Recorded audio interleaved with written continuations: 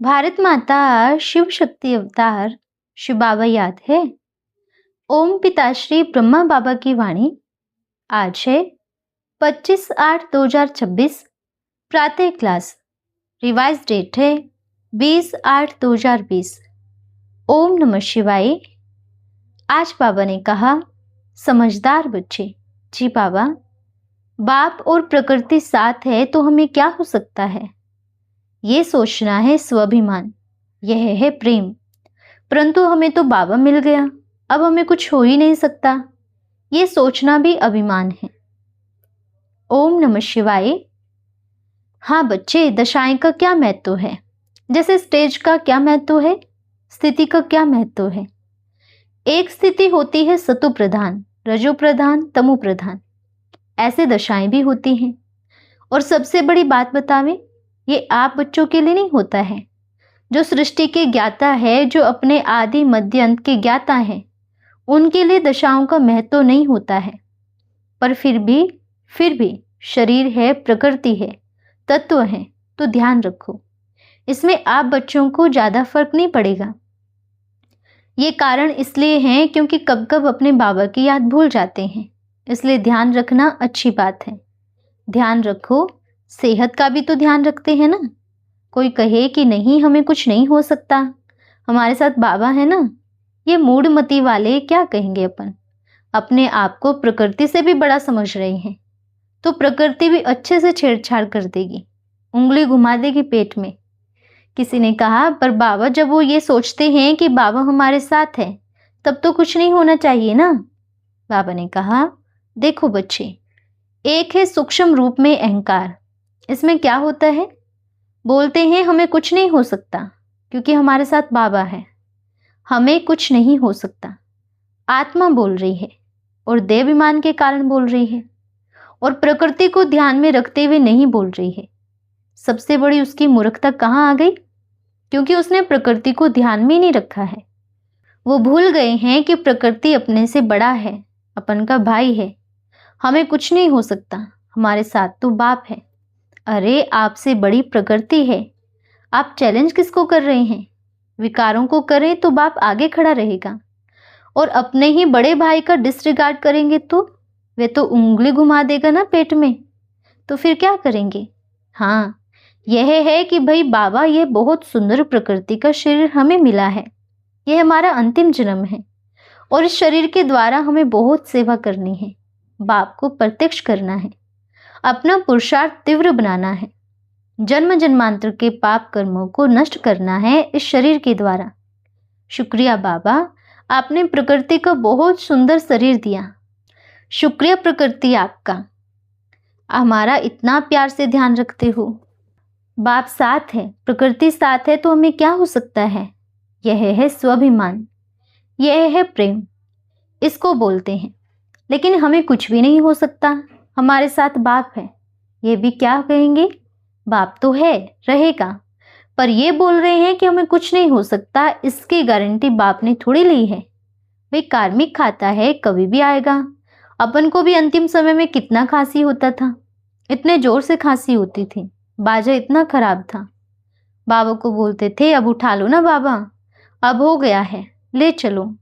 इतना पुराना बाजा हो चुका है, फिर भी बजाने के लिए बोल रहे हो। बजा रहे हैं क्योंकि शरीर में कहाँ कहाँ पुराना है ना, तो अब अपन थोड़ी कहेंगे कि हमें कुछ नहीं हो सकता क्योंकि हमारे बाबा आते हैं, ऐसे थोड़ी कहेंगे। ये तो फिर मूर्खता होगी। क्या कहेंगे, अपना कार्मिक खाता बीच में आ गया है। हाँ, बाप साथ है तो हल्का हो गया है। बाप साथ है। कहीं कहीं बच्चे सोचते हैं, अरे बाबा का बनने के बाद भी बीमारी आ गई। बाबा का बनने के बाद तो छोड़ो, अपन जब थे कितनी बीमारी आई, कितना बीमारी का सामना करना पड़ा। अपन में तो क्या कहेंगे, बाबा आते थे। हाँ, फिर ऑपरेशन भी तो हुआ था, उसके बाद फिर शोभा बच्ची, देखो कितनी सारी शरीर में चत्तियां लगी हुई थी, और बच्चे कहते हैं अरे बाबा का बनने के बाद भी बीमारी आ गई, बाबा का बनने के बाद भी गिर गए, थोड़ी खांसी हुई, बाबा का बनने के बाद भी खांसी हो गई, थोड़ा बुखार चढ़ा बाबा का बनने के बाद। अरे जिसमें बाबा आ रहे हैं उसको तो देख लो, कितनी सारी चत्ती लगी हुई है शरीर में। देखो कहीं कहीं से वह सिस्टम बिगड़ता रहता है। हाँ, बाबा का बनने के बाद आया। शुक्रिया बाबा, मेरा हिसाब किताब चुप तो हो गया। जब बाबा नहीं मिले थे तब भी तो आता था। तब क्या स्वस्थ थे? तब क्या ऐसे कूद रहे थे कि कोई बीमारी नहीं थी? किसी ने कहा, लोग ऐसे समझते हैं ना कि तब आया तो फिर ठीक है, लेकिन अब भगवान मिल गया ना, अब भगवान अपना हो गया, फिर क्यों? बाबा ने कहा, भगवान अपना हो गया है। भगवान किसके साथ अन्याय नहीं करता है कि भाई ऐसा थोड़ी कि आजकल की दुनिया में बोलते हैं। आप जानते हो मैं किसको जानता हूँ? आपने कोई कुछ गलत काम किया है, आप जानते हो मैं किसको जानता हूँ? ऐसा थोड़ी होता है। ये संगम युग है, आत्मा परमात्मा का संगम, सत का संग संगम। परमात्मा सच है, न्यायकारी है। अगर वो भी अन्याय करे, कहे नहीं नहीं ये बच्चा मेरा है, ये उल्टे पुल्टे काम करके आया, मैं इसको कोई सजा नहीं दूंगा, तो वो काय का राजा? राजा कहेंगे क्या? बल्कि सच्चा राजा वो जो अपने ही बच्चे को ज्यादा तकलीफ देवे। ये एक अच्छे सच्चे राजा की निशानी है। कभी देखना, द्वापर युग में भी कई राजाएं होकर गए हैं, बल दूसरे को एक बार माफ कर देंगे जो दूसरा है, पर अपने बच्चे को छोड़ेंगे नहीं। ये एक सच्चे और अच्छे और ईमानदार और वफादार राजा की निशानी कहेंगे। क्या आपको पता है कि मैं राजा हूं? राजा का बच्चा होने के बाद आपने पाप कर्म किया, बुद्धू बने, उल्टा काम किया, तो आपको ज्यादा देंगे, बाहर वालों को थोड़ी देंगे। उसको तो एक बार कहेंगे कि जाओ, एक मौका दे दिया, माफ किया। तो सोचो, इसलिए तो कहते हैं बाबा का बनने के बाद भी कोई पाप कर्म किया तो 100 गुना ज्यादा सजा खानी पड़ेगी। तो फिर आप बाबा के बने ही नहीं हो अगर आप ऐसे बोलते हैं कि भगवान के बनने के बाद भी ये बीमारी क्यों, ये कर्म भोग क्यों?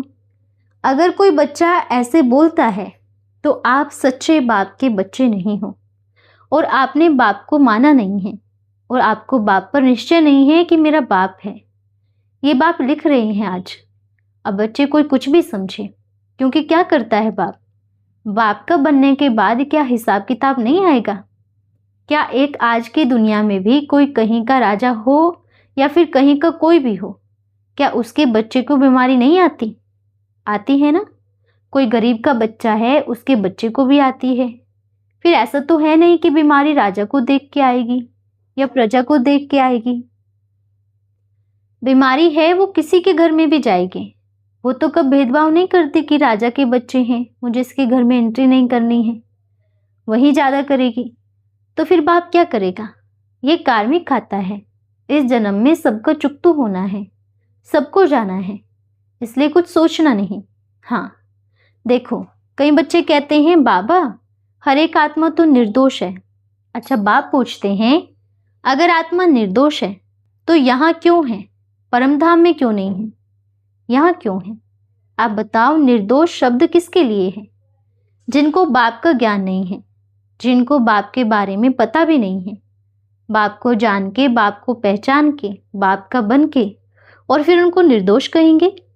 ये किसी की भी हिस्ट्री में नहीं है, और इसको बाप नहीं मानता। अच्छा, बाप ने कहा बच्चे एक सिनेमा की शूटिंग हो रही है, जाओ ये अपन लिख कर दे रहे हैं, आपको जाकर के उधर ये रोल प्ले करना है। बच्चे चले गए। जो बाप ने चिट्ठा लिख कर दिया था उसको डाल दिया जेब में और अपने आप उल्टा पुल्टा नाचने लगे। तो क्या होगा? गड़बड़ होगा, क्या नहीं होगा? और फिर कहेंगे कि निर्दोष है। कहाँ का निर्दोष है भाई? जो चिट्ठा लिखा था वह पॉकेट में डाल के नाच रहे हो, अपनी मनमानी कर रहे हो। अब मान लो दुनिया में भी अगर डायरेक्टर कहे आपको ऐसा सीन करना है, ऐसा करना है, और हीरो जाकर के अपनी मर्जी से करे टेढ़ा मेढ़ा, तो फिर क्या होगा? क्या हीरो निर्दोष कहेंगे? क्योंकि उसने डायरेक्टर की बात ही नहीं मानी। निर्दोष वो है जब डायरेक्टर ने कुछ बोला ही नहीं, उसको कुछ पता ही नहीं, वो नाच रहा है, उसको जैसा आ रहा है वो कर रहा है, उसके लिए निर्दोष है। और जब डायरेक्टर ने बोला है कि आपको ये करना है, ऐसे करना है, फिर अगर अपनी मनमानी करे तो उसके लिए तो 100 गुना दंड है। वो निर्दोष की लिस्ट में नहीं है, वो एकदम बाहर है, बाहर के भी बाहर है। इसलिए सब बच्चे सोचते हैं अरे जब आपको पता है, बाप बोल रहे हैं यहाँ एक खड्डा है, उसके ऊपर अच्छा सा डेकोरेशन है और बाप को पता है, डायरेक्टर को पता है इस खड्डे में नहीं कूदना, इसके ऊपर से छलांग मारना है। और आप कहेंगे नहीं नहीं, छलांग मारने से थोड़ी कुछ होगा, अपने को तो चलना है। तो क्या करेंगे फिर? तो क्या उसको निर्दोष कहेंगे? नहीं, निर्दोष वो जिस बेचारे को पता ही नहीं कि इधर खड्डा है, उसको तो बचा लेगा एक बार। जो जानबूझकर कूदा है उसको बिल्कुल नहीं बचाएगा, उसको तो बिल्कुल ही नहीं बचाएगा, क्योंकि आप जानबूझकर उसमें गए हो। जिसको पता ही नहीं है यहाँ खड्डा है, वो डूब गया, उसको झट से निकालेंगे, साइड में करके नहला देंगे, धुला देंगे, साफ कर देंगे, क्योंकि उसको पता ही नहीं था। वो है निर्दोष। जिसको पता है वो निर्दोष की लिस्ट में से बिल्कुल बाहर है। किसी ने कहा, एक बात बाबा, कर्मों के बारे में तो वैसे सारी आत्माओं को पता ही है। बाबा ने कहा, मेजोरिटी को पता है। बच्चों ने कहा, फिर भी ये निर्दोष है जो आप कह रहे हैं। मेजोरिटी सबको पता है, लेकिन कुछ कुछ बच्चे ऐसे होते हैं निर्दोष। जैसे एक राजा है और उसकी प्रजा है। अब राजा अच्छा कर्म कर रहा है तो प्रजा क्या करेगी? हाँ जी, ठीक है। राजा गलत कर रहे हैं तो प्रजा कहेगी हाँ जी। समझ गए? नहीं समझ में आया तो जो फॉलो कर रहे हैं वे निर्दोष है, और पर जो फॉलो करवा रहा है वो सबसे बड़ा दोषी है, और उसमें प्रजा को भी चांस मिलता है। अगर गलत हो रहा है, आवाज उठाने का अधिकार है।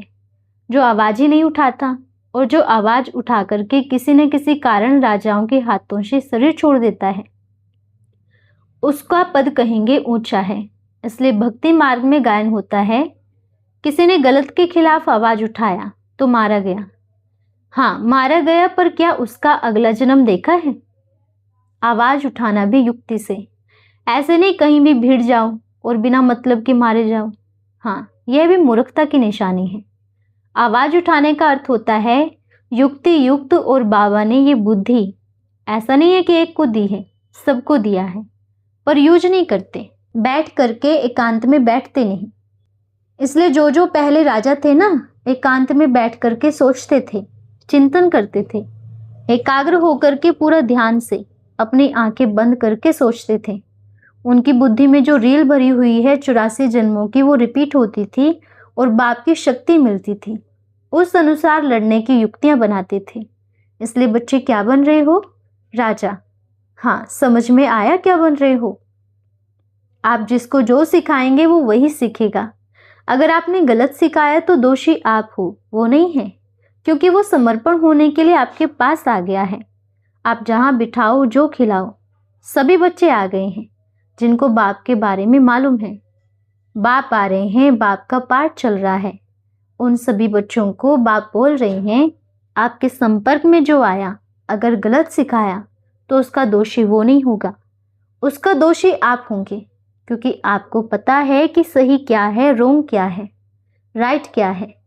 उसके बाद अगर उसको रोंग राइट की समझ नहीं दी, देखो, आप अपनी तरफ से अच्छा करो, वो गलत करता है तो वह फिर दोषी माना जाएगा। लेकिन अगर आपने गलत सिखा दिया, बाप के बच्चों ने गलत सिखा दिया, तो दोषी वो नहीं है, दोषी फिर बच्चे होंगे। ठीक है? 100% दोष लगेगा उनको, 100% लगेगा। क्यों नहीं लगेगा? दोष तो जो शरीर, देखो, क्योंकि वो पूरी तरह से समर्पण है। अब बाप कहेगा, अब बच्चे कोई आए, बाबा हम पूरी तरह से समर्पण हैं, और बाप कुछ गलत रास्ता दिखावे, गलत करवावे, तो उसको दोष नहीं कहेंगे। वो दोष तो बाप का रहेगा, फिर अपना हिसाब किताब रहेगा। लेकिन अगर रास्ता सही है, अच्छा है, तो दोष किसी पर नहीं। भाग्य उसका भी बन रहा है, फल बाप को भी। बाप का अर्थ सिर्फ बाप को नहीं, क्योंकि वह तो सर्व खजानों का मालिक है, चाबी है, चाबी है जो अपने पास आएगी, है ना? तो ये है दोषी और निर्दोषी, इसका अर्थ ये है। ठीक है बच्चों? ओम। हम रूहानी बच्चों के रूहानी माता पिता बाप दादा को याद, प्यार, शुभ प्रभात और नमस्ते बाबा, नमस्ते। धन्यवाद बाबा, धन्यवाद।